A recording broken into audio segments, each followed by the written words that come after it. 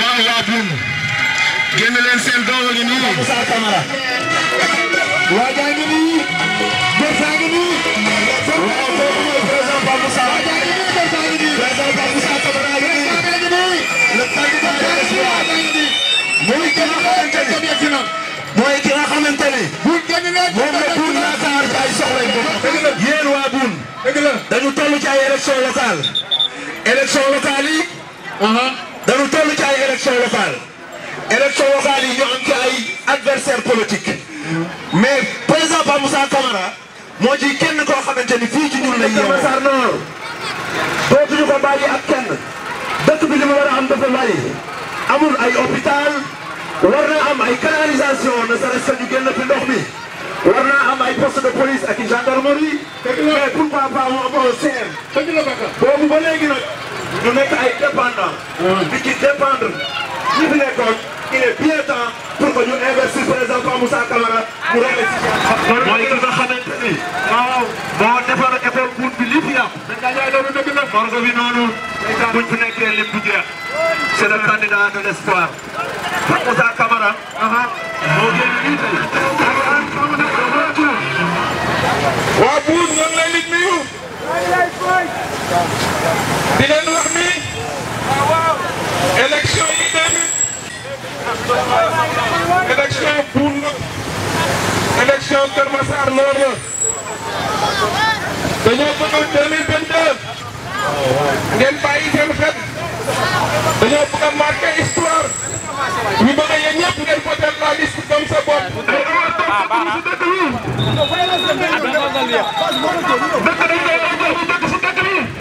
ñu jàppale waa dëkk bi di ko mari incha allah au soir du 23 ñu jël voté ji la liste comme sa bopp ñu gagné jéem a liggéey suñu dëkk incha allah jaajëf na ngeen génn ñu bëri ngeen ñëpp ngeen jël seen carte dafay jël seen carte d'identité waaw ngeen ñëw ngeen voté doomu dëkk bi ñu jéem a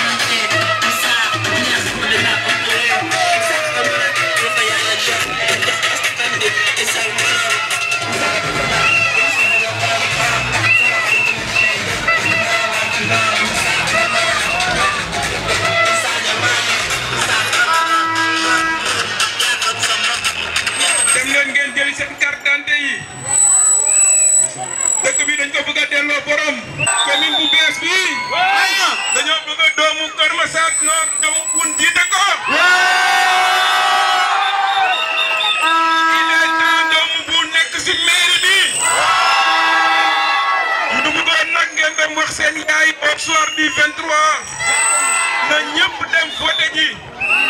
bëggatuñ ci ay candidats importés bëggatuñu ku dëkk Nord Foire bëggatuñu ànd defar Tivaouane si dëkk bi bëggatuñu asam dama tënk sax lu yomb